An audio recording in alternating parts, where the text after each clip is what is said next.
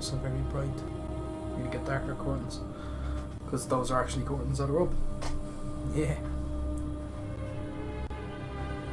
What's the story, folks? It's Armour here, and welcome back to the Armory. So I'll just move this out of the way real quick one time. Good. So I decided, after a bit of deliberation, there's a lot of people who make guides for Bloodborne, and I did them myself as a novice.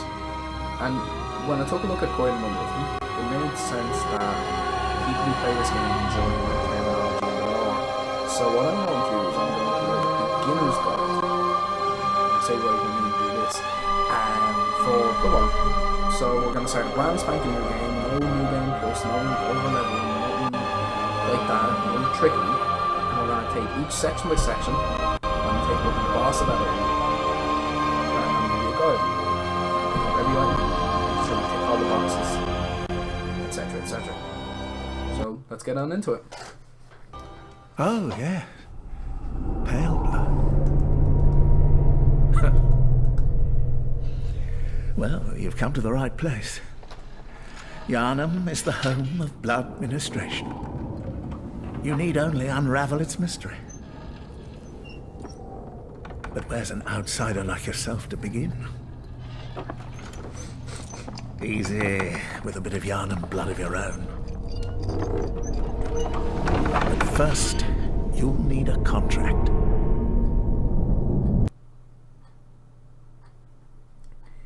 Interesting intro, to say the least.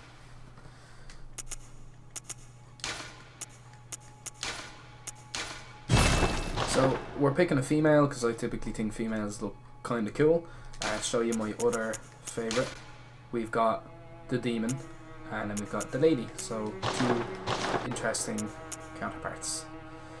So first thing I recommend when you're doing anything is to put in a name for yourself. So we're gonna go for the name of the YouTube channel, Armory HD. Female, young, yeah, doesn't really make the biggest difference. Origin, milk toast. Okay, so we're gonna run through this as the first intro to the beginning. Here we've got our level, which is the indicator by how much upgrades you put into your character. The maximum level is 544, and it's not the most important because they have a thing in place called scaling. Once a particular attribute, which you can see labelled here is vitality, endurance, strength, skill, blood tinge, and arcane. Once they exceed a particular level, their purpose, the rate at which they increase, becomes less effective. So once you go beyond level 40 or level 80, etc., it becomes less effective to upgrade that particular attribute, and it's better to move on to a different one if you have the option to. The maximum you can get to is 99, and it's kind of a carrot on a stick for this type of game. There's no real purpose to making it to level 99 and everything, because by the time you do, you would have had to play the game so much that you'll know it off by heart. And because the game gets increasingly difficult with each continuous play, it becomes harder to attain 99 and less of a purpose. So the easiest thing to do if you really wanted to get high level character is actually to do it in the earliest portions of the game for as long as possible. But there's no fun in that. You want to kill things and enjoy this game. So we'll quickly run through what these things mean for Bloodborne beginners and for Souls beginners, because I know there's a lot of people who play the Souls game, but this game is far more aggressive. So levels the indicator. Blood echoes are, to Souls veterans, they're your currency. They're used to purchase items, upgrades for your character and for your weapons as well. You can't upgrade any armor or clothes, but they affect different attributes. We'll get to that later. Vitality, health bar. Endurance, stamina bar for people familiar with other older games. Strength specifically affects your physical weapons that you swing. In all intents and purposes, a sword or a blunt weapon, swinging that with higher strength will deal slightly more damage and deal better damage to earlier enemies. Skill affects specific other weapons, and you'll see as I upgrade them which elements of your character become upgraded with them. Blood tinge is mostly firearms, so anything got to do with shooting and then arcane is mostly magic. So that's most of the kind of items you can equip and use that aren't your left and right hand. Your firearm in your left and your sword in your right. That's a brief run through. For beginners who are questioning what one to pick, I usually go for something with very good vitality and very good strength.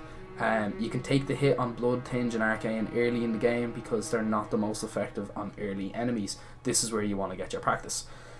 So Milictos, if you want to go all round, it's good. There's no problems with it. Lone Survivor, if you want to focus on vitality first, get that health bar increase while it's there. Bear in mind, when you're about a quarter way through the game, none of these will make a big impact.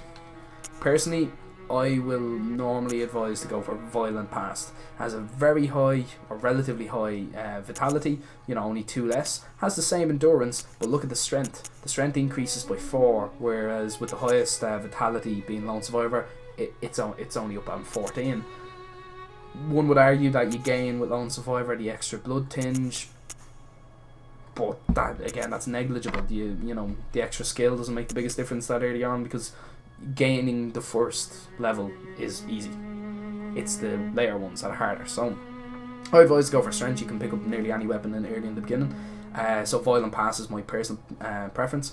I'll just give you a quick run through some of the other ones. Ignore the blood echoes and level at the top. They will mean nothing at all to this particular character. Military veteran, a good all-rounder, very good strength, very better kind of skill, less vitality, same kind of endurance. Noble, Scion, skill and kind of Blood Tinge build for somebody who's looking to use lighter weapons and firearms. Cruel Fate, more of someone who's looking for arcane specifically, but again, it's not the most affecting kind of thing in the whole game. Now, let's see. We'll go Youthful Voice. I'm happy with that. Let's finish. Now, as we clear areas, I will run through brief little tidbits of story and lore to make this video a little bit more entertaining, make it a little bit more exciting. Because 10 minutes in and you can already be bored. I can understand that. So, yep. And don't worry, loading screens will be edited out. So, cutscenes will be left in. Good. All signed and sealed.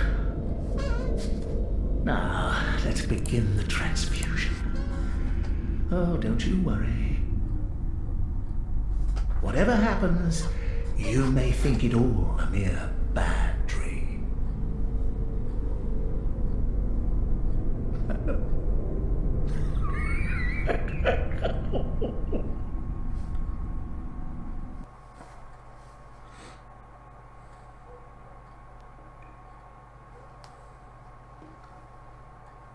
Okay, so blood transfusion's happening right now.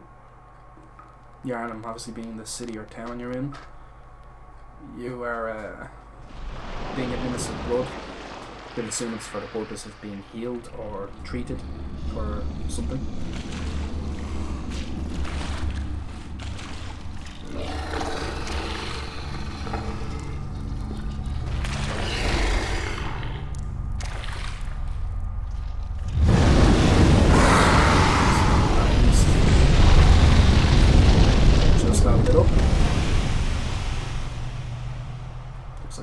Fire, so if you ever come across one like him, fire would probably be a good thing to use.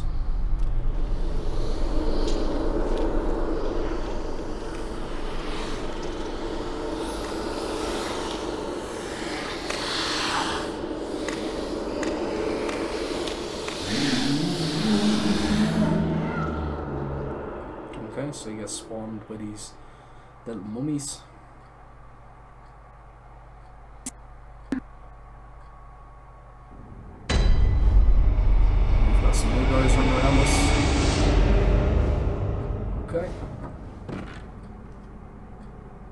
So, you saw some ghosts come up there. I'm playing in online mode. So, briefest run through possible. This is your hunter, your character. We'll run through some of the controls, okay? So, circle, will be your dash or dodge, uses to roll. If you lock on to a target, it will allow you to strafe side to side as opposed to rolling. X is the use button, used to pick up items and engage with doors, view notes, etc. Square will be used to, and hopefully I should be able to indicate this properly, wrong direction. Basically up here to the right hand side you'll see there is a kind of a box, I suppose for want of a better word, next to your health bar. Big box. Basically you can put items in that, and square allows you to use the items that you put in the quick bar. R2, as you just saw, was a heavy punch, which will be used as your heavy attack. You can hold it to charge up an attack. R1 is a quick strike, which uses less stamina and is usually more effective against smaller enemies. So L1 is used to transform. As you can see, it looks like he's trying to, or she, I should say, is trying to hold something. So as you can see, they're currently doing a double-handed strike as opposed to the single. It's used to transform the weapons that you find in the game. L2 normally is used for your firearm. In this case, it's just the left hand, as you can see. So, triangle is used to sorry, I just completely blanked out there. Triangle is used to heal, isn't it? I'm actually losing track of my own words here for a second. Thank God I have editing. Down is used to run through the selection of the items that you can use with square. Left and right adjust the weapons that you've got to the next ones in the quick bar, and up allows you to have quicksilver bullets by a sacrifice of your health. So yeah, pretty straightforward with that. So first things first, if you're playing online, you can see character sprites, ghosts of other hunters also playing in that same area at that same stage in the game. The stages in the game are affected by the bosses you beat. So, you know, every time you beat a boss, you'll come across new character sprites and occasionally new hunters to fight alongside, technically speaking. Handwritten scroll, seek pale blood to transcend. Okay, so you'll see notes trotted around all about Yharnam. The notes are left by other hunters in the real world. Some notes are left in-game by the developers who made it, but we'll get to that later. So, that's to show you that that door does not open. There's no other items in this room, so let's proceed on.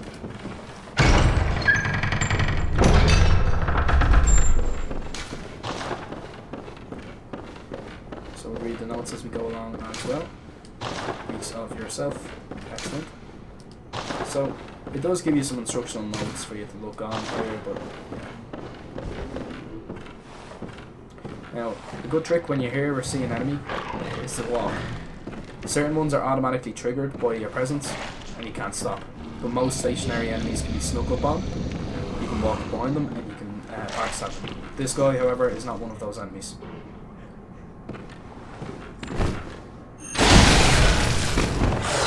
So I did very little damage to this guy, so the best method is actually to simply lower him back and run away. Don't forget, on your left hand side you can pick up blood vials, which will allow you to regain some health back after that initial encounter. As you can see, he's still crawling because we lowered him far enough away, so he will not run after us, usually. And for new guys to Bloodborne, do not be afraid about the sounds and sights of Yharnam. It's all pretty usual. The usual type of stuff you'll see. Okay, so the items that you can pick up will glow yellow, as you can see with this gentleman here. Usually you will find items on dead enemies and dead stationary bodies in the world. None of them will jump out at you. So there's no real jump scares in this game. But let's proceed on. So we can view some notes along the way, see what other hunters have to say for us. I advise doing this wherever you can, just because it's a little fun, and you have this system in this game called rating.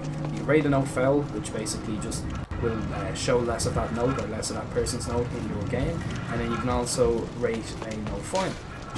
When you rate a note fine, the person who as they're not rated fine, will receive a health bonus into their screen. We're now going to see if we can combat this guy, and I'll show you some elements. So, some of the basic enemies have a close range swing with their right hand, and a long range swing with their left. The quickest thing is to just learn how to adapt to certain enemies' strike patterns so that you avoid getting hit with a heavy strike. As you saw there, I locked on by clicking in the right stick, and I also was able to dash back using circle. Some of them may strike more than once, so you'll want to dash in and strike back out. As you can see, my stamina is very low, and I clearly do not have the capability to beat this enemy at the moment without a long time fighting. So I'm just simply going to run past him. I lowered him far enough away so that he will walk back to his original location, which is where I'm standing now. This gives me enough time to be able to pull down this ladder and climb it. To our left there you'll see two enemies, and then behind them there's also another item. And what you just heard there appears to be a loud beast's cry, but we'll introduce him later. Now, we have two paths we can go by, but this gate over here to the left is locked. We'll light the lamp, which for Souls veterans you'll remember them as the campfires or bonfires, and we can return to the hunter stream. But we'll do that in just a moment. You'll see here these lamps trod throughout Yharnam. Some of them have non-playable characters, or NPCs henceforth, inside their respective area that you can speak with that may benefit your game. Some of them may have useful items, and you may be able to direct some of them to safer locations. We're going to talk to this gentleman here. Oh, you must be a hunter. And not one from around here either. I'm Gilbert, a fellow outsider. You must have had a fine time of it. Yharnam has a special way of treating guests. Well, I don't think I could stand if I wanted to, but I'm willing to help if there's anything that can be done. This town is cursed. Whatever your reasons might be, you should plan a swift exit. Whatever can be gained from this place, it will do more harm than good. Okay, let's see if he has anything else left to say. Pale blood, you say? Never heard of it. But if it's blood you're interested in, you should try the Healing Church. The church controls all knowledge on blood ministration and all varieties of blood. Across the valley to the east of Yharnam lies the town of the Healing Church, known as the Cathedral Ward. And deep within Cathedral Ward is the old Grand Cathedral, the birthplace of the Healing Church's special blood, or so they say. Yharnamites don't share much with outsiders. Normally they wouldn't let you near the place, but the hunt is on tonight. This might be your chance. Across the valley deep back there. Now, it's advisable to talk to characters until they repeat themselves, just typically because they may add more to the story, or like that again, they may benefit you in some kind of way. This gate, as I mentioned, is closed, so we need to open it at a later time. Since we've made it up here, we're going to visit the hunter stream. This is where you'll acquire weapons, upgrade your character, and also acquire other things like items and your storage unit. Later on in the game, you'll see other elements, such as the ability to, add on runes and upgrades to your character and weapons. These will typically add a modifier to the game, and will usually make going through the more difficult areas quite a little bit easier.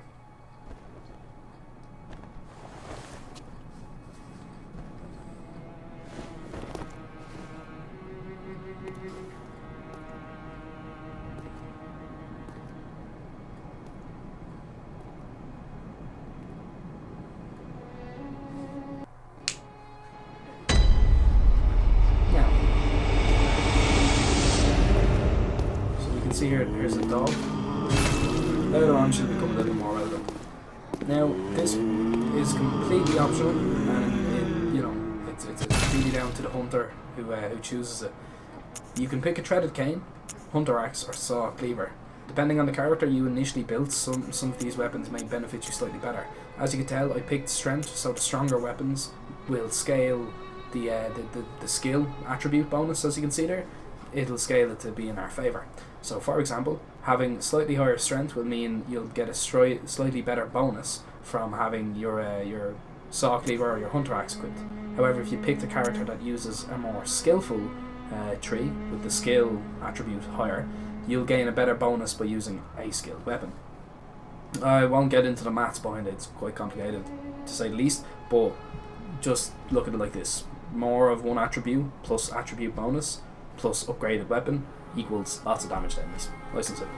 Shattered Cane is very good. In its transformed state it has exceptional range. In its regular state it's not particularly good early on for some. Hunter Axe, amazing, very slow however. Saw Cleaver, all round good weapon, and because it's the poster boy weapon on the front of the game case and all of the marketing memorabilia, I'm going to go ahead and select that, as in its transformed state it has a decent amount of range, but otherwise it's very quick and doesn't use a whole load of stamina. This is another debatable option. There's more damage in the Hunter Pistol, but the Hunter Blunderbuss tends to have a slightly wider spread. There's no real benefit to picking one over the other unless it's down to preference. I'm more used to dealing with the pistols inside and outside of this game, so I'm going to select the Hunter's Pistol. Accept gift from messengers. A notebook. Now, before we proceed any further, I'll introduce you to our friend here. Aha! You must be the new hunter. Welcome to the hunter's dream. This will be your home for now. I am Gehrman, friend to you hunters. You're sure to be in a fine haze about now, but don't think too hard about all of this. Just go out and kill a few beasts. It's for your own good. You know, it's just what hunters do. You'll get used to it. Okay. This was once a safe haven for hunters. A workshop where hunters used blood to enhance their weapons and flesh. We don't have as many tools as we once did, but you're welcome to use whatever you find. Even the dog, should it please you. Okay, so going into the preview. Over here we have workshop and fortified weapons using these, it's like a currency for upgrading weapons called Bloodstone Shards. They progress with the game, so early on you'll find Bloodstone Shards, later on you'll find twin Bloodstone Shards, further on you'll find Bloodstone Chunks, and then later on you'll find an individual Blood Rock, and that is to do a maximum of 10 upgrades per weapon. You can pretty much find one Blood Rock per main game run through, and if you do the extra missions called Chalice Dungeons, or if you do the downloadable content, the Old Hunters, you can find a second one of those Blood Rocks. But alternatively, Bloodstone Shards are pretty easy to find. There's some common enemies that carry them regularly, and you can pretty much just farm them whenever you need. So we can't upgrade or repair anything yet because we haven't used it. Now, here's our storage box. We have nothing in that as of yet. Out here to the left is the Insight Messenger Bath. Now, Insight is the little eye icon that's up on the, well, you actually can't see it, it's behind my face. Behind me, funnily enough, there'll be a little hunter icon which kind of looks like a sword, and it'll have your blood echoes numbered. And then off to the, right below that there'll be a little eye icon, and that'll have Insight. Insight's not only a currency, but it affects how you can do co-op. It affects the pattern enemies strike you at, and it also visually affects certain areas in the game. Really, Insight, the only things you need to know is you can get it from one of three ways: discovering a secret area or boss, defeating a boss, or consuming an item called Madman's Knowledge, which basically just looks like a skull. So I won't bore you too much with the lore. Down here you've got the other messenger bath. That's where you buy things using blood echoes. Around the back here you've got a kind kind of a, what would you call this? I think this is just the stump messenger.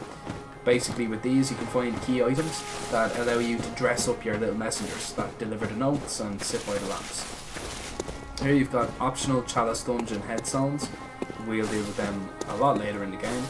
And over here you've got the main story headstones. So there is 4 of them. As you can see, we can go back to Yharnam, and that's exactly what we're going to do right now. First things first, we're going to press the options button. We're going to take a look and make sure that we can assign ourselves some weapons. To do that, you'll just simply select in, press X, then press R2 twice to get over to your left hand weapon. And you'll notice that it takes up to 2 slots, and the adjacent ones are left, so that when you press the right and left on your controller, it'll allow you to select your weapon types. Moving forward from that, we have quick items here. We're not going to leave these to be selected. I'll save these slots for later on. But if you touch your touchpad on the right hand side, you've got a personal effects which you can use to take out the notebook. And yeah, the only really kind of purpose to that is essentially you'll be able to jot down notes for the players. And if you're caught if you left a very good note in a common area and people are rating it fine, typically you'll find that your health bar will get the increase just when you need it, like in a boss fight. So it is kind of cool to leave notes for other hunters. They'll typically appreciate it, rate it fine, and you get a little reward from it. Now that we have our weapons, L1 to transform, and I don't want to waste the quicksilver, but you saw how to shoot, it's L2, and then heavy strike and quick strike. What we're going to do is we're going to transport ourselves back through to Yharnam. First things first, I'm going to go to the first floor of the sick room. We're going to eliminate that dog from the game. It's that pesky dog.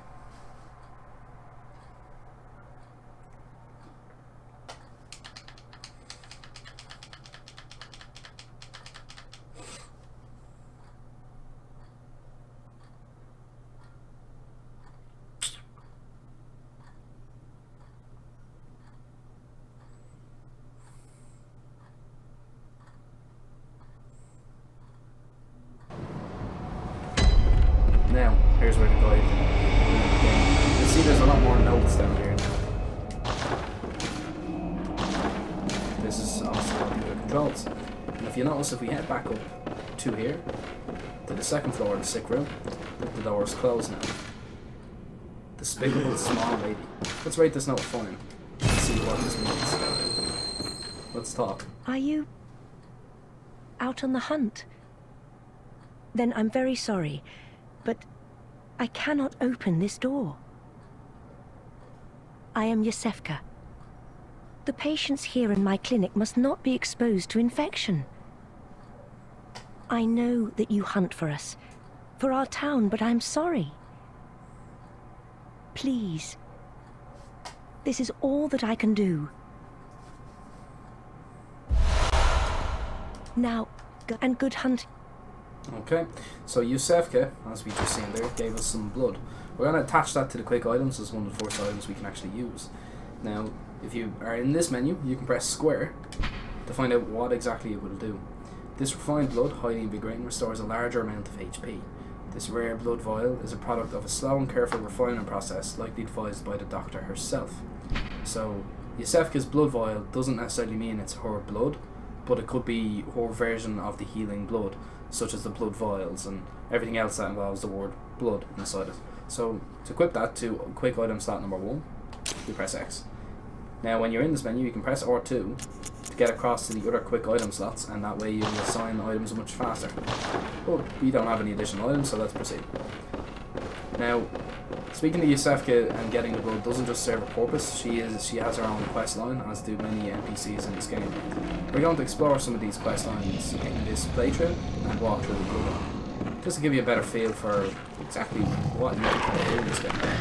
So let's see if this guy will discover us like he did last time. I think he does. Yep. There. So, as I mentioned in the previous time, this dog is very dangerous. Typically, enemies in this game can be staggered by striking them just as they're about to attack. This guy, however, as far as I'm aware, he's not one of those type of easy targets. We're going to lock on. And he is. What you just saw there was a stagger. It's actually quite fortunate that I timed it correctly. When an enemy is going to charge up an attack, as you've just seen myself do, you can time a lock-on shot by timing your L2 to match when he's going to attack.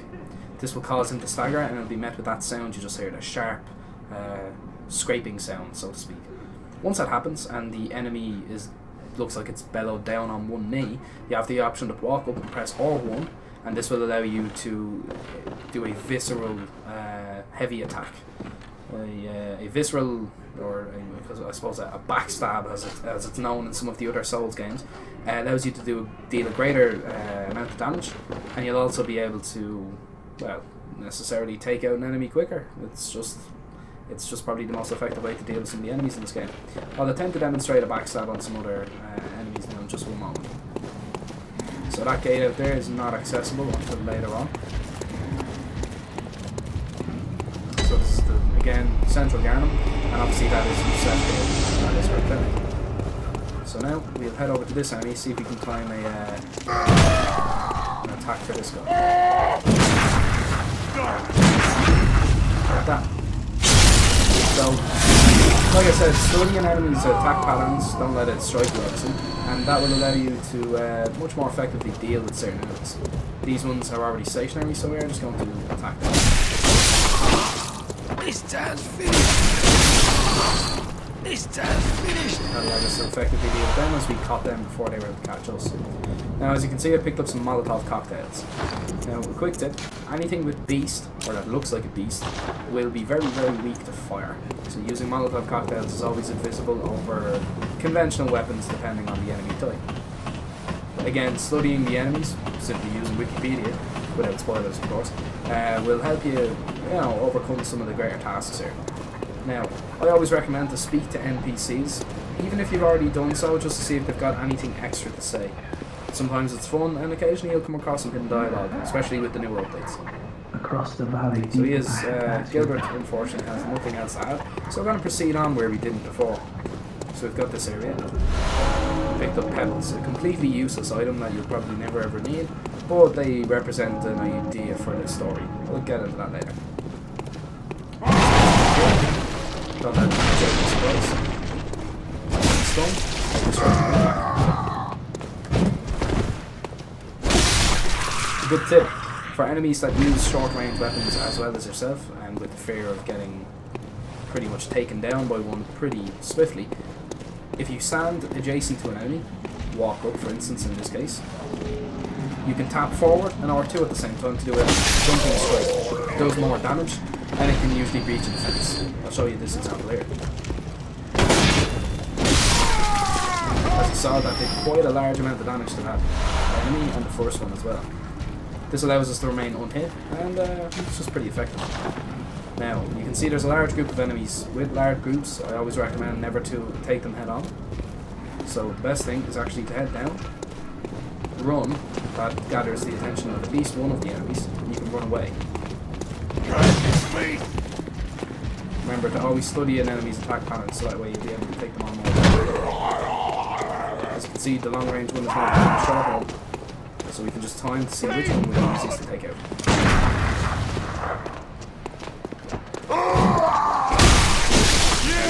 You can attack more than one enemy with one sword, and that is one of the sole reasons I think it's get them into an area like this little bridge where they must stand side by side or very close together, and this will give you the ability to strike both of them at the exact same time. As you can see, my character is now foolishly covered in blood. I'll also just take a moment to highlight speaking on the attire of the character. You will pick up other attires throughout the whole game. They will have indicators that will show you exactly how much they will benefit you in terms of the stats, and you can take a look at them by simply selecting one of them, pressing R2 to cycle through them. This one is an all-round okay set of garb, but there's bound to be some better stuff with it. Now, just check to see if this area is clear. It looks to be relatively okay. So the first thing we're going to proceed with is we're going to go ahead and open up this shortcut. As you can see, here is a large enemy. There's possibly no benefit to addressing this enemy now. It looks very tough. I advise not to go near him until later. The reward you get from it won't be very good or effective either. Plus, enemies respawn whenever you change areas, so there's no real benefit to addressing them now.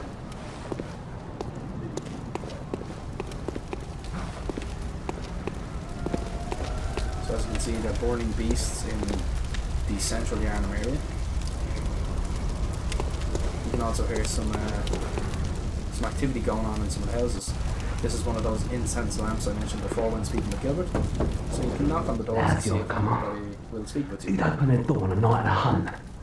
Away with you. Now! Okay. Certain citizens of Yharnam don't take kindly to outsiders and strangers, so they'll typically not want to speak with you. As you can see, some people are suffering on the inside. Are you that outsider? Well, sorry, but I don't want anything to do with you. Trot along, will ya? Okay. Now, as you can see, there's more enemies. We lowered one away. Just wait for him to strike.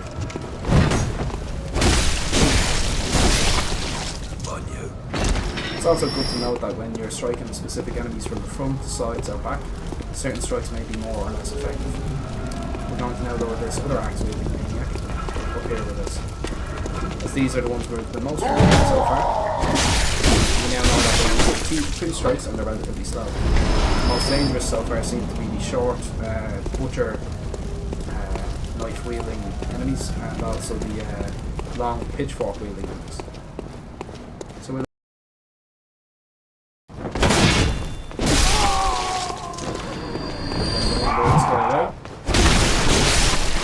he's also a weaker enemy, so typically we'll be able to kill him quicker. You know, he seems to be very dangerous because he has range. So it's always good to dash in and attack him as much as possible before your stamina runs out. Always good to keep an eye on the stamina there, because if you don't, you may run into issues regarding the ability to strike down an enemy and get away with it. Now, we've got Molotov cocktails from up there and from behind us. We've cleared out shortcuts. So now it'll give us a little more room to breathe in order to assess this area a little better. Here's another enemy who'll typically surprise you with a long-range pistol. These are very dangerous if you don't know how to dodge. So I'll show you an example on how to deal with him now. We'll wake him up. Okay. And now get him to shoot at us. Very good to time the dodge. As you can see here, I'm locked on. And dodge away. Got about 3 seconds. Now, at shorter ranges, he's actually more accurate, so it's very dangerous. We're going to take him. He's a weaker enemy that only costs 2 hits, and most of them do give you quicksilver bullets for your firearm. So it's always invisible to kill them. Now, up here we see an item. Whenever you do see an item out in the open, it's always visible to pan the camera and check the corners. As you can see here, we have an enemy who's waiting in line to attack us. This will help you not get taken down and have to use a blood vial. And as you saw there, we just acquired a bloodstone shard. From what I spoke about earlier, we know that we can actually upgrade our weapons by using these shards. We're now just going to take one moment to see and assess how many enemies we've got here over in the corner beside the bonfire.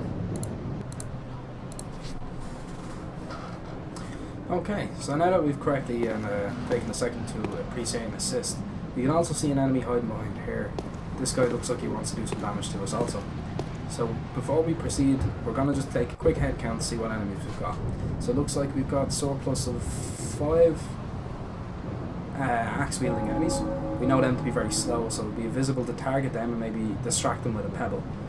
So nigh on useless, probably not the correct choice of words as I used earlier, but we'll use the resources we've got. Next, we want to draw out some of the torch-wielding enemies with the shields, as they're the next easiest to deal with. And finally, we want to draw out the long-range and short-range enemies. Now, we can see up to the left there, on top of a wagon, it looks like, there is indeed an enemy with a gun. He can be very dangerous to us, as he can obviously strike us from a distance while we're trying to engage the enemies. So what we are going to do, we're going to clear out this right-hand path first, and then we're going to head down into the streets, ensuring that everything is clear. We're then going to proceed to kill absolutely all of these beasts. Also, I'd like to highlight that currently we're near dusk. We haven't approached the night yet, which is when the hunt truly begins, where you should hunt the beasts. It looks like these are the people, but they are quite beastly themselves. We'll touch more on that later. So we'll walk over to this guy. He'll try to strike us. We'll dodge away. We know that this guy also has the short range, so maybe we'll try that long range attack that we used there. And it seems to do a one-hit kill thing. That's useful to note for later, because tapping forward on the stick and R2 at the same time gives you quite a large amount of range, which is such a short range weapon. You can also do this by transforming it, and then you get even more range again. Also, it's a swinging area of effect weapon, then, as opposed to just a standard short range weapon. Now we can see another enemy up there, but because that area is very tight and small, the last thing we want to have happen is for us to end up down there or caught up here with all of those enemies. So we are going to take the street approach.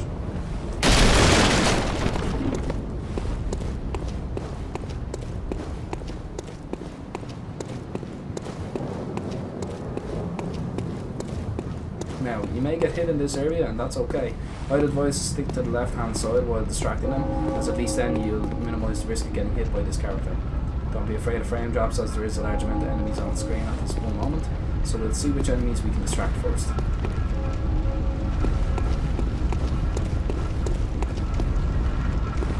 So it looks like these guys will be the first to notice us. Let's draw them back a little bit.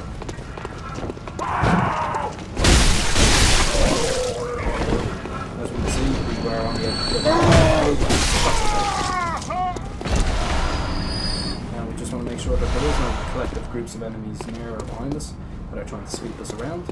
We can see this guy now with a sword. Like a different enemy, he's got range and he's slightly slow. Similarly, he will take 3 hits just like his axe wielding counterpart. Now that we know that there is enemies up there to our right as well as up there to our left, and the enemies have split off, we're on to see if we can take out a few of them from the stairs now. Alternating the paths is not just good for getting to know the game, but at least we know what types of enemies can and cannot hit us. Using things like these statues and gravestones for cover is always useful against enemies that may be able to hit you from a distance. Now we know that there is 3 enemies over there. It looks like they are the same type of enemies that we did just kill, so it would be advantageous to try to take these on as soon as possible, get them out of the way, while not alerting the group down to our left. So keeping these guys pigeonholed, just like the way I mentioned the previous enemies could have done to ourselves, means we leave our backs open to an escape. So we lower the enemies away as per usual. Making sure not to get hit by them.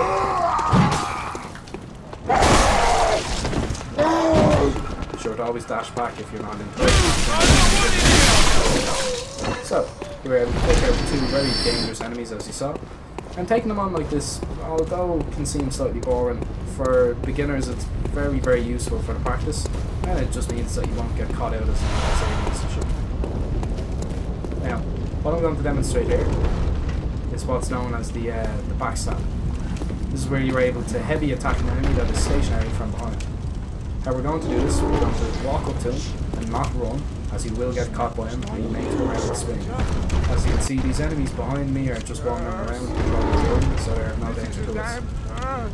Lock onto your target, take 1 step back, give you enough space, hold R2, that will allow you to backstab the enemy without this room. Although this enemy does not require such heavy damage, further enemies would, so getting into practice whilst there is quite useful. We'll now proceed to take on some of these enemies. I'm going to try and distract this first guy. Now, as you saw, we now have the attention of our marksman friend. Again, lowering an enemy back makes all that much easier to deal with them.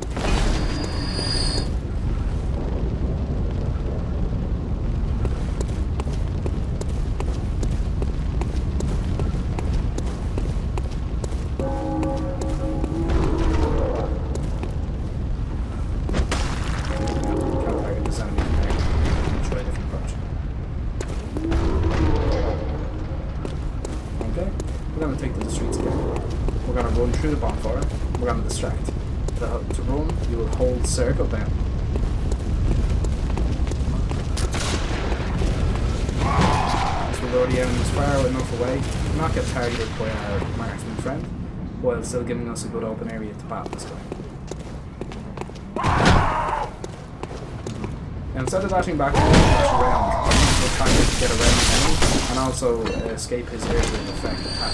Certain enemies have very narrow attacks, so it's very useful to target them. And we see some enemies up here to our left, and we don't want to alert that marksman again. This is usually one of the most difficult areas for new players to overcome, so we're going to try and make this as easy as possible. So we have the attention of quite a number of enemies, we're going to need to move back fast and get ready. As we know, this enemy is a fast enemy, so we'll get it first. Next up is our standing enemy, it's slower. Also, you will lose the attention of an enemy if you run too far away. I don't want to attract the attention of that marksman, but I have to anyway. We want to lower back to this guy. Now he's quite slow, so we just want to make sure we do not get shot by our marksman friend. Once we lower this guy far back enough, it's safe to take on the enemies with a more aggressive approach. I always recommend that now that we know we can outrun all of those enemies, we're going to take out this first marksman up here. So we're going to run up these steps. Going to catch another boy. As mentioned before, it is only 2 strikes. Makes it quite easy to target. Now we've got a dog. This is a new enemy to deal with and usually quite a difficult one. Okay, taking it slow and calm is usually the best approach. Distract the dog with a pedal.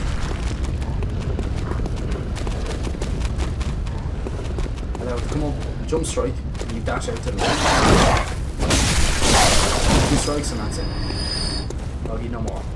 We now have 2 further enemies, but we don't want to stay in line with this marksman, so we're going to use the fence and the lamppost here as our street lamp, I should say, for any people who are from Ireland would understand. Slight bit of distraction. Sure not to expel all that stuff. Now, we only have our final marksman friend left to kill.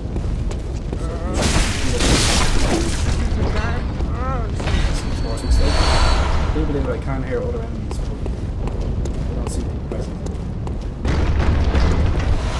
Be afraid about going up here. You cannot open this door as it is bolted shut.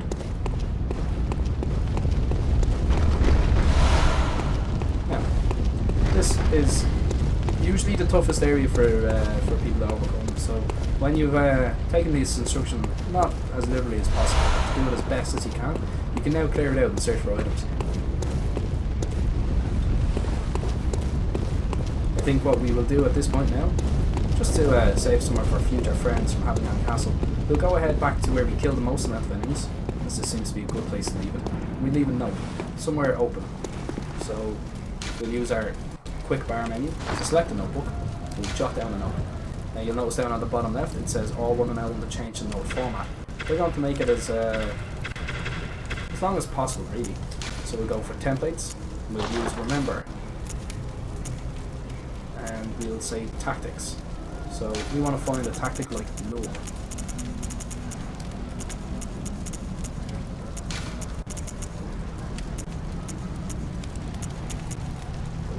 Or remember, hit and run. Therefore, and we'll see if we do have anything like lure. Lure, excellent. Therefore, lure is effective. The gesture I think we should use maybe would be the rat. And that way, when somebody reads this note, remember, hit and run. Therefore, lure is effective. It's the exact tactic we managed to use, and we didn't get hit once. As far as I'm aware, that's a win-win for us. Now we'll proceed on into the next area, and we'll deal with our first troll. These can be exceptionally difficult enemies, so we want to make sure we have something to weaken the enemy quite a large amount. What I advise is to use the Molotov cocktail. Now, be sure to grab the proceeding.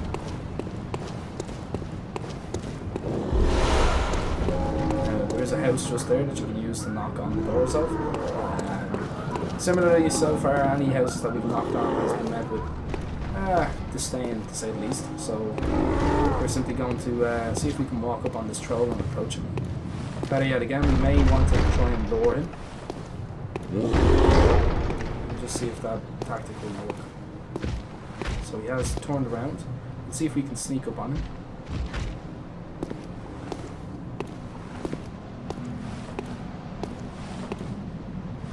It is possible.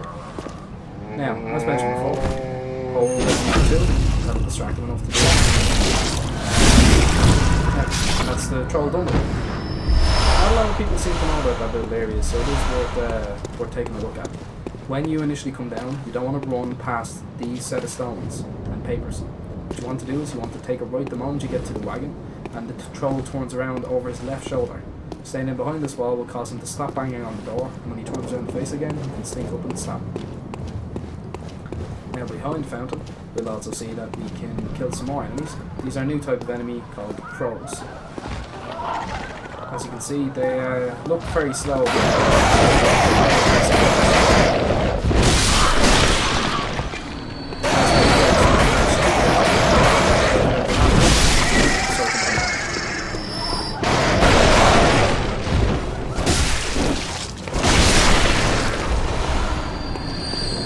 You saw another one you get acquired there, so we're going to equip it. It's called the oil Armour.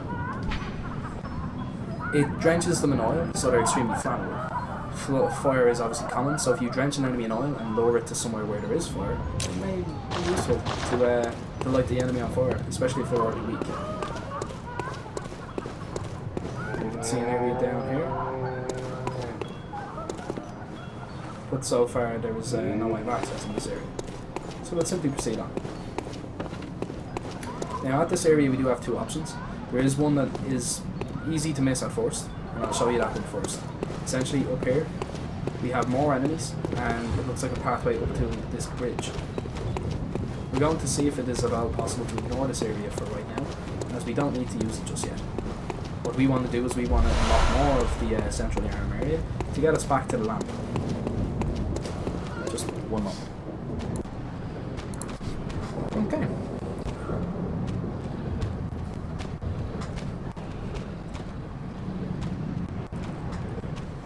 Now that we've picked up that item, you can hear some enemies going about upstairs. Now going up there doesn't necessarily serve a greater purpose right now, so we're actually going to take the alternative path I mentioned just before.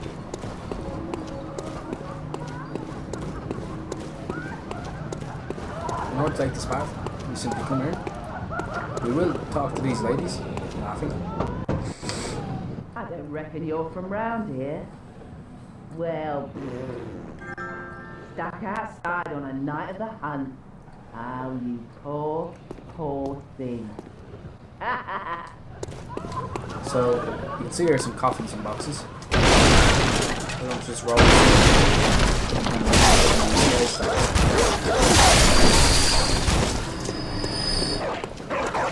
before they come out the door.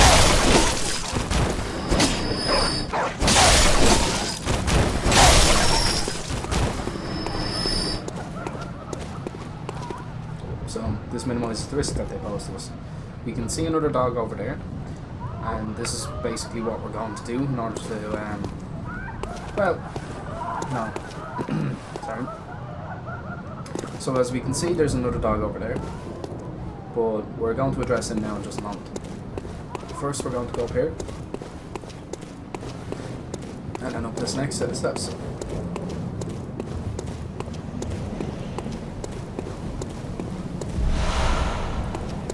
Gives us cold blood dew. Now you might have seen me pick up at least one or two of these before. Cold blood dew is a substance that gives you more blood echoes. It doesn't serve any other purpose or function to the best of my awareness, so naturally you just use it for that. Now we have a door that we can open. This leads us into a new area. As you can see here, there's an enemy. Looks like he's ready to attack us. I have the brightness slightly turned up in my game just so that it is easier to see, as I am difficult with my vision. So we're going to go ahead and attack him. We can also see another enemy in here. His sole purpose is also to attack him first. Bullets and a blood cocktail. This attracts beasts. When the hunt began, the Healing Church abandoned us, blocking the Great Bridge to the Cathedral Ward as they burned old Yharnam to the ground on that moonlit night. So we're in central Yharnam. It looks like there is another area called Old Yharnam, and it appears that the Healing Church across the Great Bridge that I mentioned earlier, it looks like Cathedral Ward or Healing Church have blocked us in to Yharnam, into central Yharnam at least.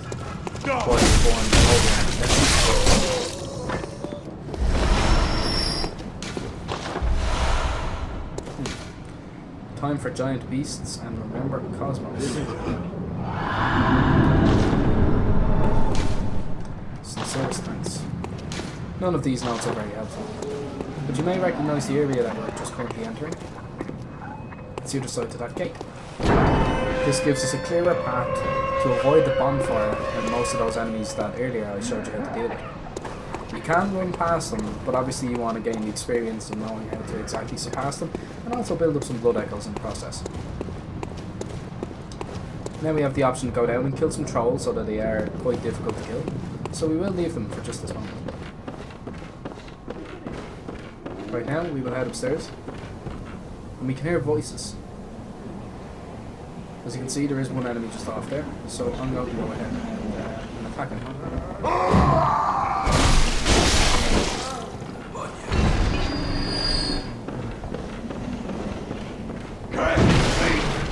We had a sword, so it is advisable to let him come to you, because he can surprise attack you.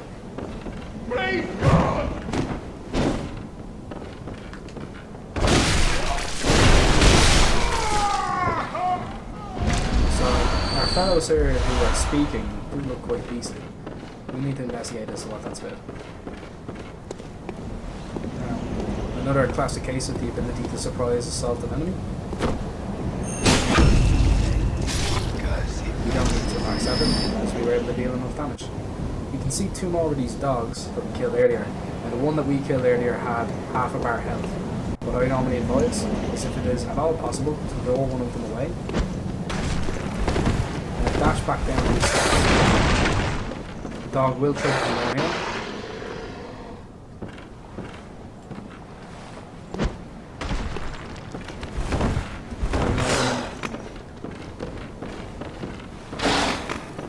Typically means that he cannot come through.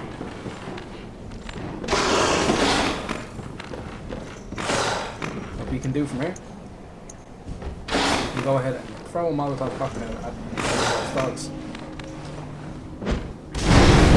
See for us how the effective on these beasts, like we saw in the beginning of the game. So that I was telling them, one or two shots. But like that again, don't be afraid to get hit by others.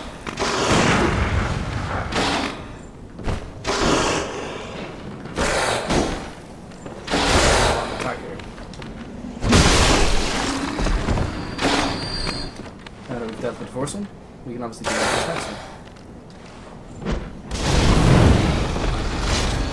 Now, despite only getting hit once, which was my own mistake, both of those dogs are now dead and we haven't had to use too much of our resources. We'll see we're up here on the Great Bridge. There's another troll and some enemies. And here is where we will find our first boss, the Cleric Beast. Now in our current state we probably aren't the best equipped in order to deal with this boss, so what I'm going to advise doing is healing up, taking an alternative route in order to find ourselves down into the sewers. As we saw there a few moments ago when we were at the caged dog area, we were able to see that there is another pathway towards the sewers. So we're going to take this now.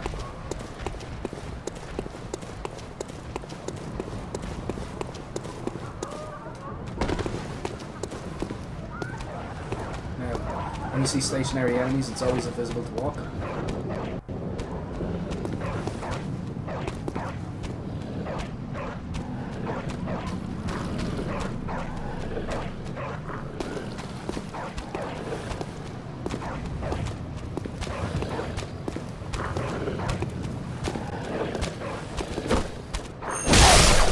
This gives us the ability to surprise kill our enemies, also make it a little bit easier. You can also see another way from this bridge. It looks like it also leads into the Cathedral Ward. It's maybe a route we're thinking about later on. Now, as mentioned, we are going to go ahead and take care of enemies. No. You're a hunter, aren't you? Then, what? Do you know of any safe places?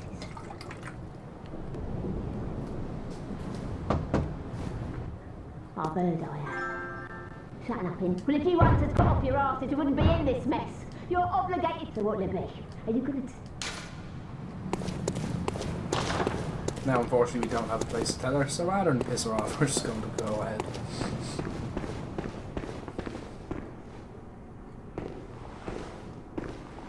Down here we will have another enemy as well. We want to take care of this enemy with care. It looks to be one of the axe-wielding hunters into a beast. To ensure we do not get hit by enemies, it looks to be a powerful foe.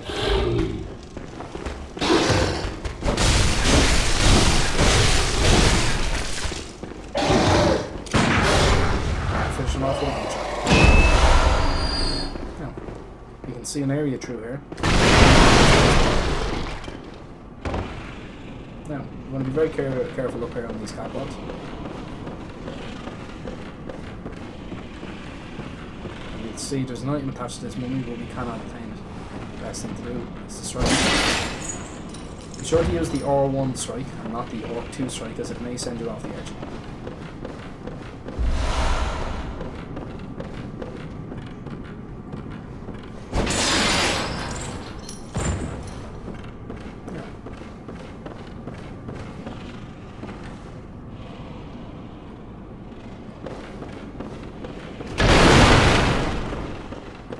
Here we're going to introduce one of our first in-person NPC characters. Her name is Eileen. Oh. A hunter, are you? And an outsider? What a mess you've been caught up in. And tonight of all nights. Here, to welcome the new hunter.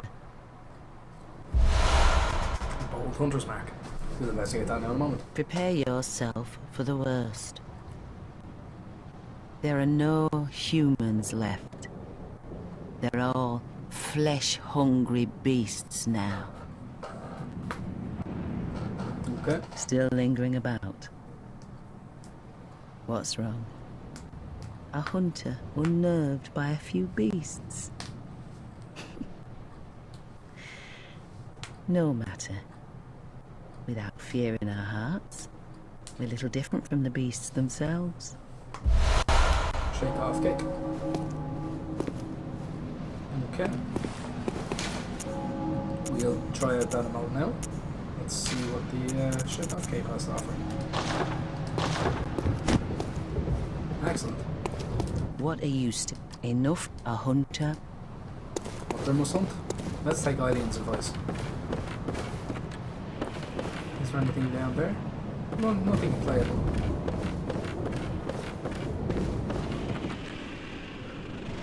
Now, we've taken care of that enemy which was on the set of steps, so the first thing we're going to do is drop down to where we would have left off. Be careful there, not to drop down into the lower section again, as it's difficult to get back up, and you may lose a larger amount of health. So as we can see, looks like here's the first enemy. He is stationary, and as noted before, the best thing to do with stationary enemies is, of course, use a heavy attack on them.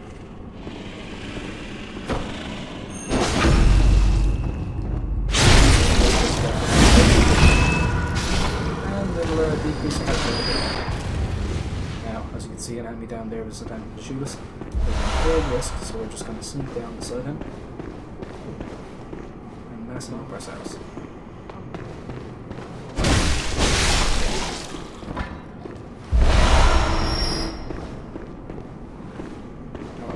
Make sure there isn't any hidden enemies or hidden items. As we can see, there is an enemy over here, even if he was easy to indicate by his torch.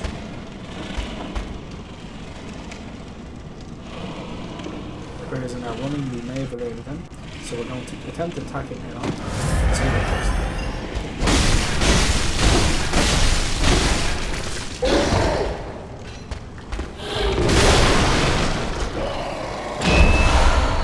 On certain enemies, it is obviously more visible to attempt that lunging strike, as it will typically not only do a large amount of damage, but it will give you the range. As we can see down below, we also have rats. Probably best to avoid those for right now. Okay.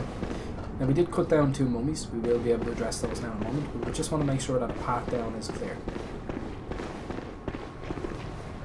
Aha. As we can see, there is enemies afoot in this area. So let's make sure that we kill these guys first. Minimise any risks. First thing we're going to want to do is take on we have an area. This is a very dangerous enemy to get, so let's run back to the previous area to give ourselves more space and a little bit of breathing room. Let's see if we can time our shots better in order to true damage on the enemy. We'll show you a second example of this now. Shots are quite hard, so you want to make sure you keep your distance and just use your head about it. As mentioned before, certain enemies will back off once you get outside their danger zone. This is usually where you'll run in and strike them from behind. Now lucky enough you replenished our blood vials, so you're looking to see it on.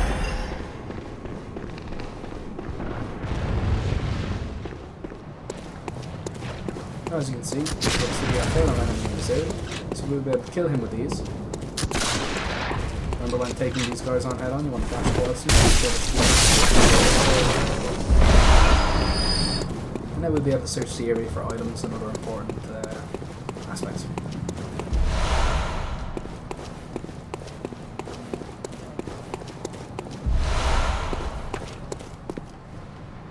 Now we can see these little beams, so it's always worth the while to check them to see if there is any hidden items or anything else on top of them. Like there is in the middle of that one. So what we're going to do, we're going to drop down there, pick up that item, see if we can make it in, clear out the area of those rats, and pick up those extra hidden items as well.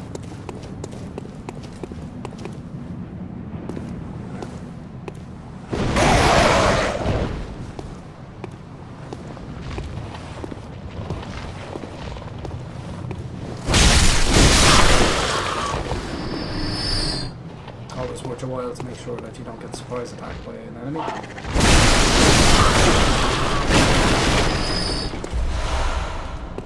Excellent. Now, you can see there is an item down here. Let's see what it holds.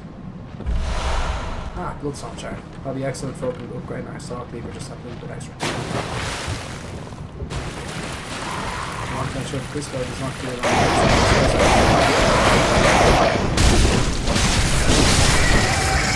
Also, as you've seen there, I was able to just recover a small amount of health by simply attacking the moment I lost. It's worth noting that that is a very useful tactic to go against lighter enemies that may inflict a small amount of damage. You'll be able to recover it in their place and recover.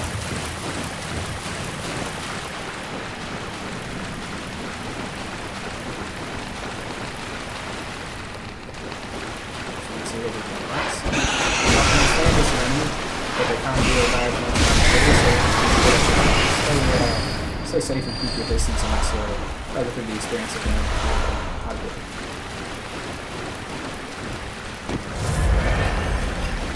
Now that the bottom area is clear, we'll be able to get to the top area just that extra little bit easier, and it just makes it a little bit quicker to deal with collecting these items.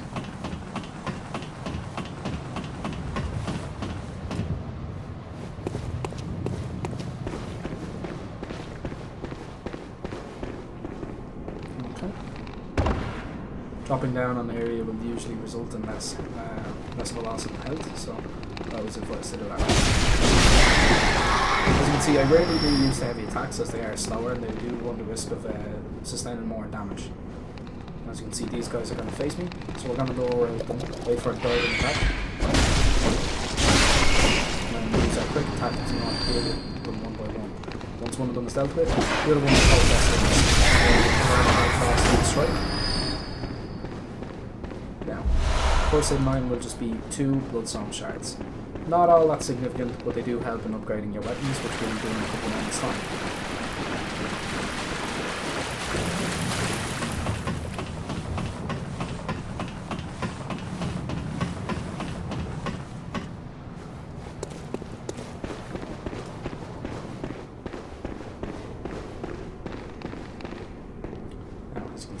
Other things to drop down on. Remember, if you do dash away from your enemy and you are locked onto them, you can dash immediately forward in order to deal a greater amount of damage. And as you can see here, these rats, they're back to me. We just picked up and acquired another weapon. I'm going to take a moment to equip that weapon. It's called the Saw Spear. Very similar to our Saw Cleaver weapon, only it's more spear-like. So it has a larger area of effect swing, so we're going to use this on these 3 enemies. Since we have the ability to surprise attack them, we'll backstab the first one. And we can use to kill the last 2. As you saw there, that was quite effective.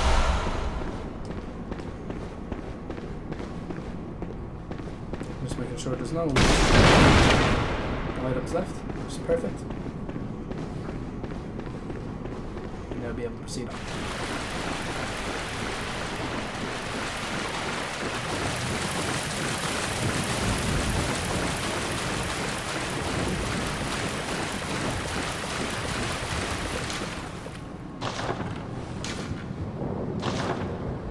Okay, so you can see a large number of bodies down beneath us, but when you click to tag onto any of them, you'll actually successfully be able to do so. What we're going to do is target the middle one, stand just adjacent to the edge corner so we don't fall off. We're going to throw them all to the top down. So dealt a large amount of damage. And then we're killing 1 and 4 of them. And then there's a decent pool of blood echoes. And we have a ladder up and we also have a ladder down. And because we know this area is here, and we don't know what's up above us, we're going to take the ladder up first.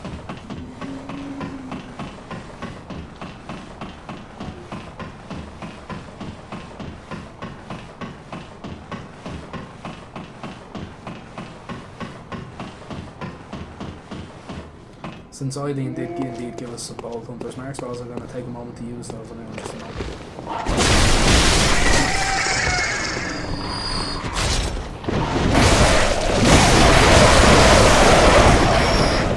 As you can see, this is why claws are going to be very dangerous.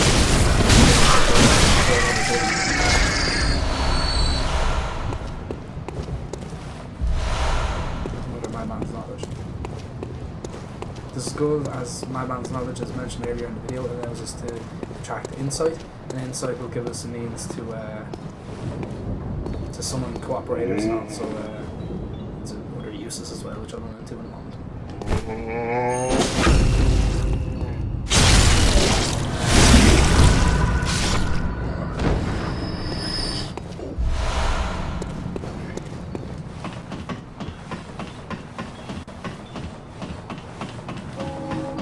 There was no incense lamp outside of either of those 2 doors, but there is outside this one. So we're going to proceed to speak with this. Who are you? I don't know your voice, but I know that smell. Are you a hunter? I'm ready to go look for my mum. Daddy never came back from the hunt, and she went to find him, but now she's gone too. I'm all alone and scared. Now, you can refuse. Obviously, to help out our little girl, we're going to make sure that we tell her that we're going to find her mother. You. My mum was a red jeweled brooch. It's so big and beautiful. You won't miss it. Oh, I mustn't forget. If you find my mum, give her this music box. It plays one of Daddy's favourite songs. And when Daddy forgets us, we play it for him so he remembers. Mum's so silly running off without it. Okay. So that key phrase there that we play for him when he forgets us. Seems like our father will be prone to doing. Seems to be one of the issues and problems that Yharnamites will have. So we're just going to take a look at a couple of items that we managed to pick up. First which would be the Bold Hunter's Mark. Awaken anew without losing your blood echoes. This is incredibly useful for teleporting back to a lamp after you've cleared out an area. So what we're going to do is we're going to assign that to our quick bar, and then we see a tiny music box. We'll investigate this as well. A small music box received from a young Yharnam girl plays a song shared by her mother and father. Inside the lid is a small scrap of paper, perhaps an old message. Two names can be made out, however faintly: Viola and Gaskell. So, what we're going to do, we're going to assign this into the next box, see if it does have any uses. As if we do find this girl's father and she does forget, we may be able to lure him back by using that music box. But to proceed on from where we were. If you didn't notice, that gate that we just opened does in fact lead back to where we originally beat up that troll inside the fountain courtyard style area. Worth noting.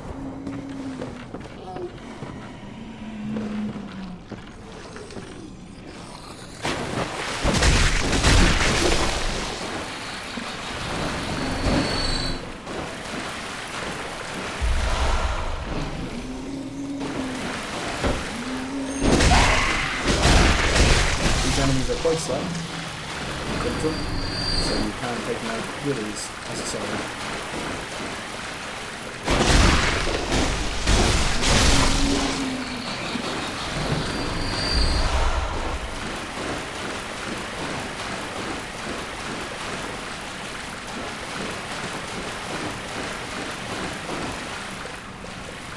As you can see, it looks like we have some crows up here and some more bodies. Let's see if we can distract some of those crows first after we dispose of these bodies.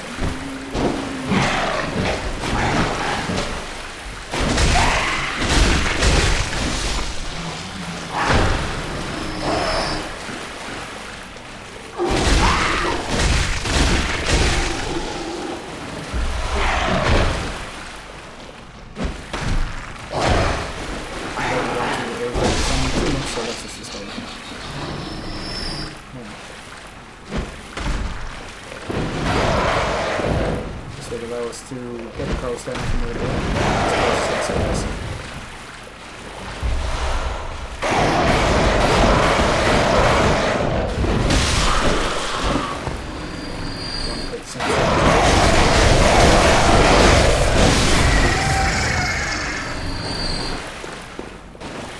Okay. Compare if there's any items. Let's proceed on.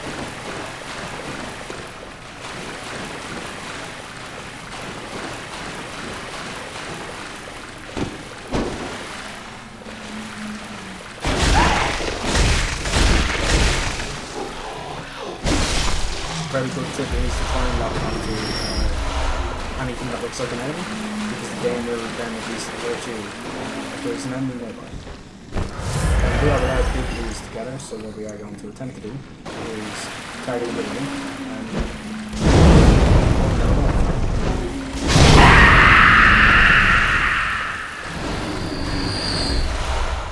so it's just dealing with them effectively.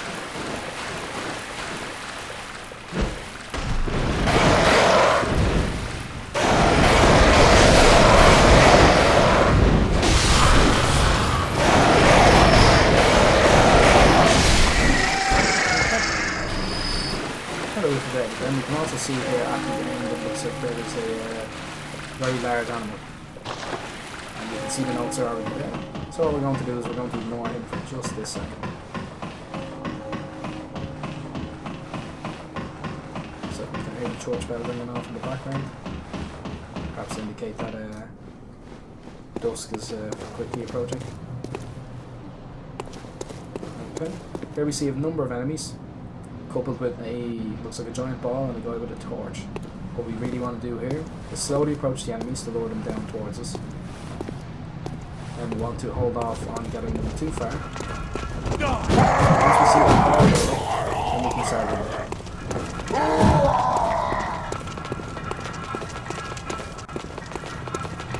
I want to quickly run down to the end and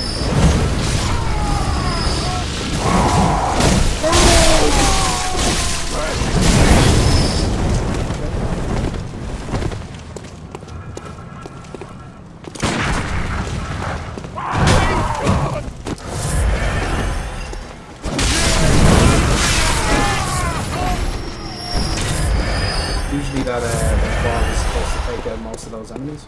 In this case it didn't, and I got swarmed. So, depending on your ability to fight large groups, you may not want to take them all on at once. Now we can see there is a troll up there, coupled with another enemy. We're not going to approach him just yet, as we're going to want to unlock another shortcut.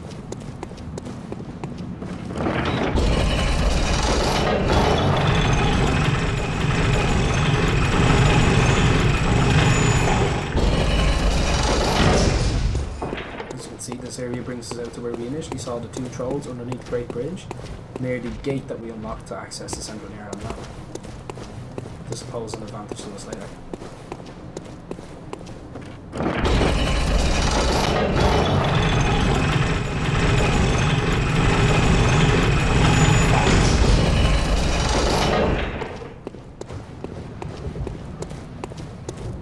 Now, certain quest lines can only be completed after you initiate and complete a boss battle with certain bosses.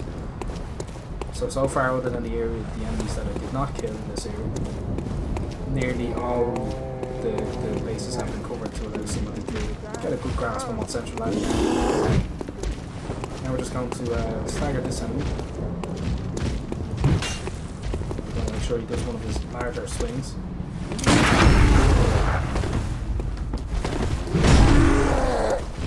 Just lower him out a little bit.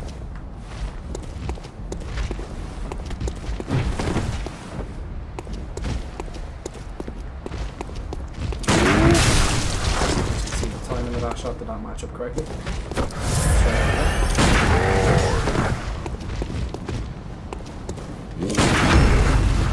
Now we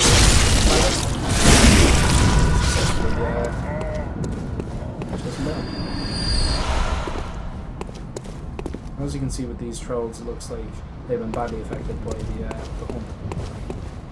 They may have been transformed beastly, or there may have been some kind of time in their own way.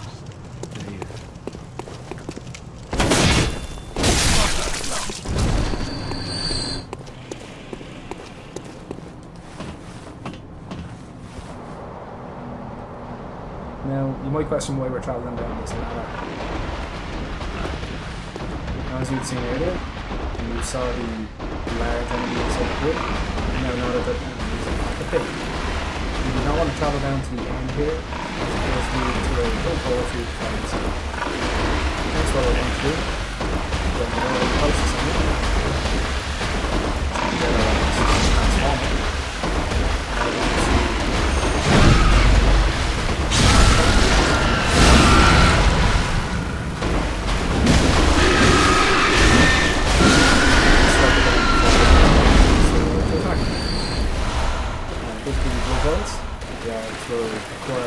And finally, from this looks like a hunter wearing some Yharnam hunter guard, the Saw Hunter badge. This gives us the ability to buy weapons inside and back of the drink.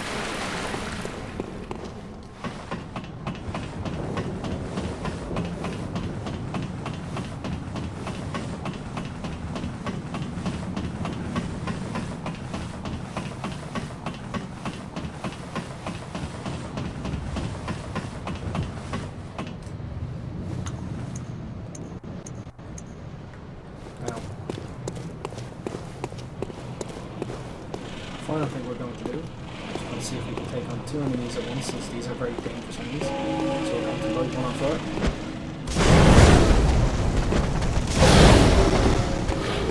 And then make one from the...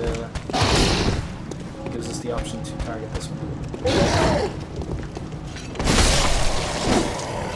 So, easily disposed of the 2 of them there. Getting us extra blood boils and some extra bold hunter's marks. As mentioned before, these are useful because it gives us the option to teleport back to the map. Now, up here is where we'll find another boss, but we're going to ignore that for just one moment, as there is one final section of the areas we've yet to discover that will give us a couple more enemies, some extra blood echoes, and obviously the ability to then travel back and complete the full circle of the area. Now, there is certain enemies I left out. The reason I did is because they do present obviously as I'm not a certain beginner short, you should put friends and engage in them. less enjoyable experience, and further than that, even if you do like a challenge, there's less of a purpose to engage in some of the enemies. The trolls, however, they can be fun at times, so we'll try out these enemies now. And I obviously just got clobbered.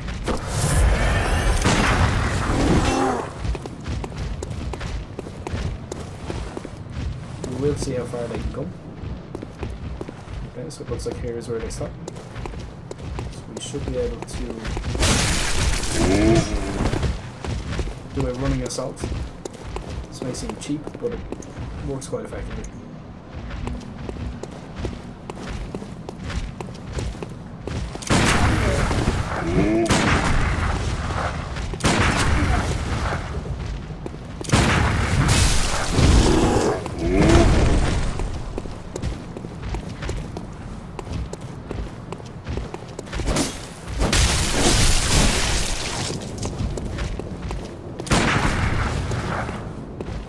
See, I'm being as careful as I can not to invite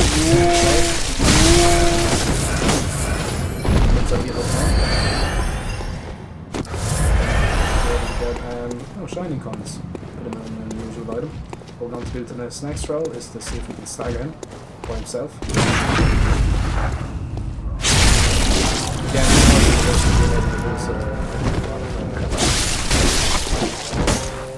we should get some good foils. There we go. So that replenished the blood vials we lost, and we were able to get some echoes from these two enemies.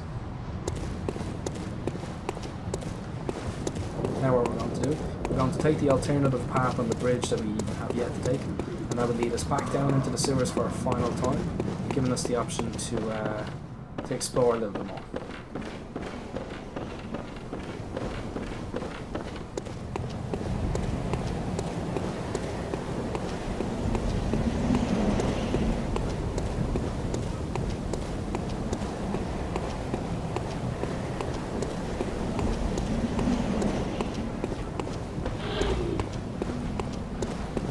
We've got another one of those beastly enemies.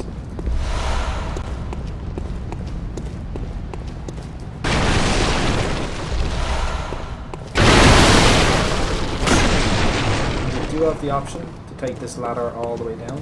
However, we're going to avoid using that just for now.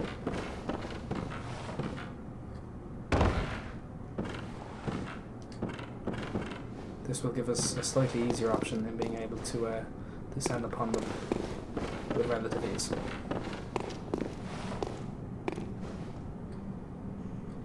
Avoiding losing health as well. Now, as mentioned before, these enemies are quite dangerous. So we want to lure that first guy to drop down. This makes him less of a danger.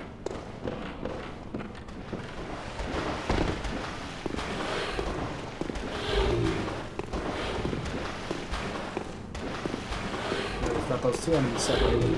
The second one being the more dangerous off to the left. We are going to use him as a means to burn them alive. But these enemies can climb up ladders. I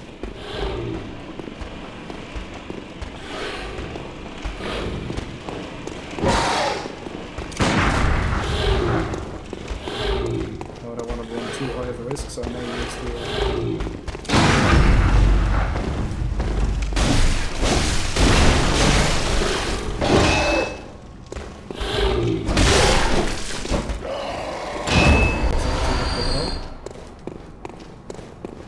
this guy seems to get stuck quite easily and damaged as a direct result. So it may be better for us to leave him. We'll see how it may just make it down there. We are, however, going to assault this next guy.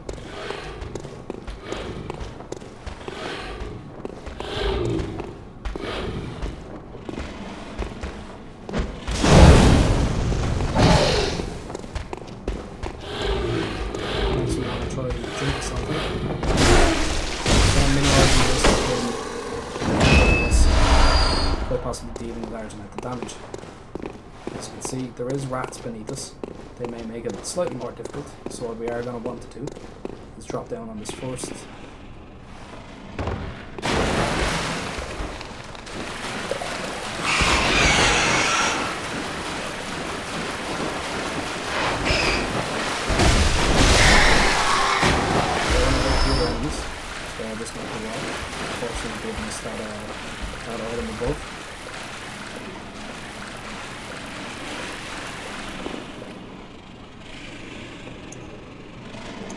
quite unfortunate if this enemy did discover us. So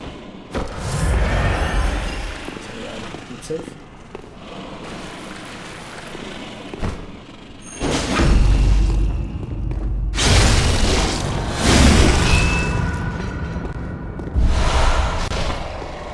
And in knocking him down, we were also able to kill him. Again, with some of these highly dangerous enemies, you don't want to annoy them too bad. And finally, that we've taken care of pretty much nearly every enemy in the whole of Central Yharnam that is accessible currently. We will give ourselves a nice easy pathway back up to a lamp, and we'll be able to head back into the Hunter Stream so I can show you the upgrade process.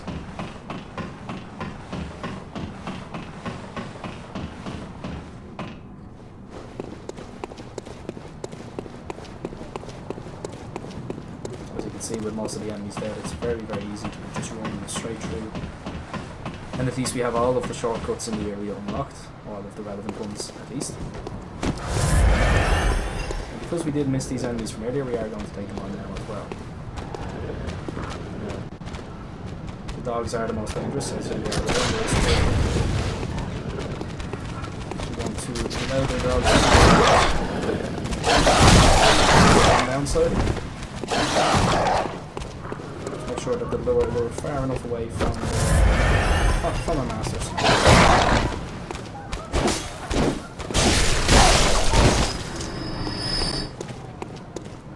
Now I could advise perhaps using the transformed saw spear at this point in time, as it may aid you a little bit easier.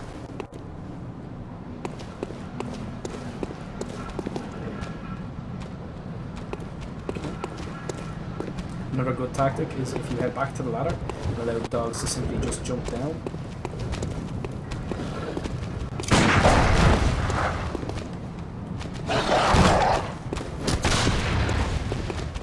Dogs should now follow us.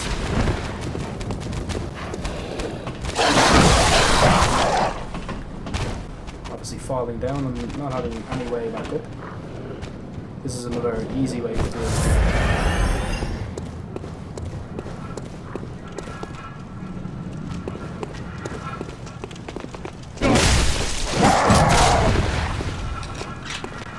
To make it up as far as here. It's simple to be able to.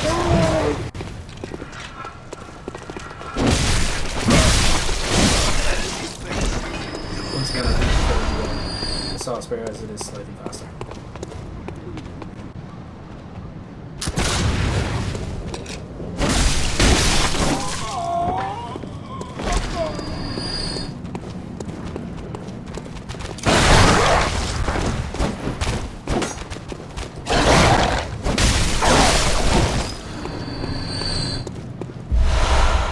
At this point, I have enough blood vials on my person and in storage to be a little bit easier with the aggression and not be so cautious. However, remember the rules from earlier if you are finding difficulty doing this, as it is not easy for everyone to be such an aggressive player. And we could take the long way, but we're just...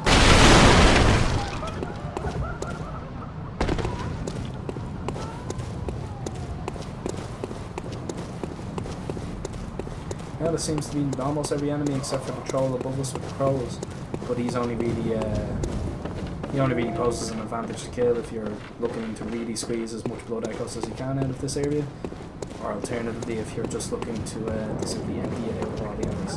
There's no real benefit for me to kill him, and unless you're fighting a better piece, which we're not going to do just yet. As you can see, it is still sunset, so what we're going to do first is explore some of the items that we've discovered in our inventory. You can see some throwing knives.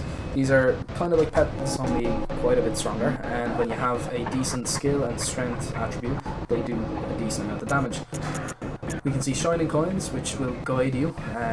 Think of them more like breadcrumbs that you can use in case you need them to find your way back if you do get lost. You can also see we have Madman's Knowledge now, which we're going to use. Once you have one insight, you'll be able to start upgrading your character properly. So let's go ahead and do that. Our friend German had alluded to earlier, even the doll, if you please. So we're now going to see exactly what the doll can provide.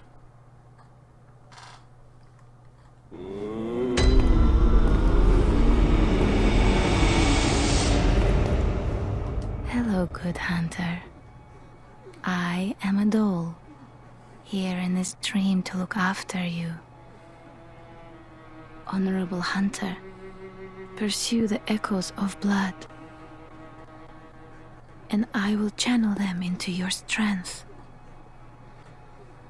You will hunt beasts, and I will be here for you to embolden your sickly spirit. Okay. So you can talk to her. In certain instances in the game, she will add dialogue and depth to the story and lore. So we'll go ahead and do that first. Did you speak with Gehrman? He was a hunter long, long ago, but now serves only to advise them. He is obscure, unseen in the dreaming world. Still, he stays here, in this dream. Purpose. Unseen in the dreaming world. Ah, the little ones, inhabitants of the dream. They find hunters like yourself, worship and serve them. Speak words they do not. But still, aren't they sweet? Ah. Since she doesn't have anything else extra to add, Very we'll go ahead and well. run through some of the leveling up. Let the echoes become your strength. Let me stand close. Now shut your eyes. Okay. So this is what I was referring to earlier, and that certain weapons will affect you in specific ways. So here we have the option to level up our character. Now you can click the right stick to get a better understanding of things. Certain equipment will require understanding of all of these attributes. So I do advise you to get very familiar with what they mean. Most of them are very self-explanatory, such as bolt, electricity, fire, arcane, etc, etc. Using the doll is a good way of getting a better judgment on your character, and you'll also be able to see exactly what's affecting what. So for example, if we decide to up our arcane as much as possible, you'll see physical defense increases. Along with physical defense increases discovery. Discovery is very useful in that it helps you get more items from dead enemies. As you saw, some enemies weren't providing anything at all for you. So it's entirely dependent on your preference. I normally recommend to go for strength and vitality first. So what we'll do, we'll upgrade vitality by 3. Now as you can see, we still have some spare blood echoes. And what I'm then going to do is up endurance by at least 1. And before proceeding any further, I'm going to let the doll. Farewell, good hunter. May you find your worth in the waking world. Excellent. Now, I do believe our friendly gift from the messengers. We have the beckoning bell and silence and blank. That allows us to complete co-op. Now, as I mentioned earlier, I have one insight behind my lovely little camera. This one insight will give us the ability to use co-op through the beckoning bell, and you'll also have the ability to purchase the resonating bell and sinister bell. That allows you to do co-op by entering other people's games and do PvP. The old hunter bell, and this gives you the ability to ring a bell for AI co-op from older hunters. Gehrman doesn't appear to be here anymore, so we're going to see if we can repair any of our weapons, namely the saw cleaver. And we're going to see if we can fortify it. So as you can see, we have 9 bloodstone shards. Now we do use the saw cleaver quite a bit more than the pistol, and it does provide 9 plus either way. So we're going to use the first 3 on this. Now we have an option. We can use the next 3 to upgrade the pistol, or we can upgrade the saw cleaver plus another 1. Now I fear that the benefit of the saw cleaver may be that we are able to deal more damage with the strikes, whereas the pistol is mostly used instead of damage, but to stun some enemies. So we'll go for a second one on the saw cleaver. As you see, there is a note in the back here. So to escape this dreadful hunter's dream, halt the source of the spreading scourge of beasts, lest the night carry on forever. Now, as the doll mentioned regarding the dreaming world, it appears that this is in reference to finding whatever the source of the beast infection spreading is, and stop it. So we need to find out exactly what that is, and we need to kill it. Okay. Innocent of hunter. Excellent. We'll now be able to pop around to the bath here and see if there's anything else that we can look at or acquire. So you can see we can buy Molotov cocktails for a very low price of 180 echoes, which is not bad at all. And considering we've ran out of Molotovs, we're going to go ahead and purchase maybe 10 of them. Using the last little bit of our echoes, we're going to go back to the doll, see if we can throw it into one more. What is it? Very well, Ned. Okay, so we do have the ability to purchase one more upgrade. Our skill is quite low, so I'm going to focus on that next, after I up endurance by one more. Endurance, vitality, strength and skill are typically the most that I go for because of the weapons that we use. Okay, so that is the tour and, you know, comprehensive beginner's guide to Central Yharnam. The next guide that you will see will be the pathway to the first and second bosses. Strategies employed to defeat them, typically by just swinging as hard as you can at them, and obviously then we'll take a look at the next area after this, which is known as Cathedral Ward. But more on that later. Be sure to tune in to any further videos, and also would like to ask you to like, share and subscribe to this channel in order to see more Bloodborne content. And please be sure to put down in the suggestions in the comment box exactly what you'd like to see. I'm more than happy to try new things, and I'm equally more than happy to come up with new concepts, something that you people are actually interested in seeing in the Souls community.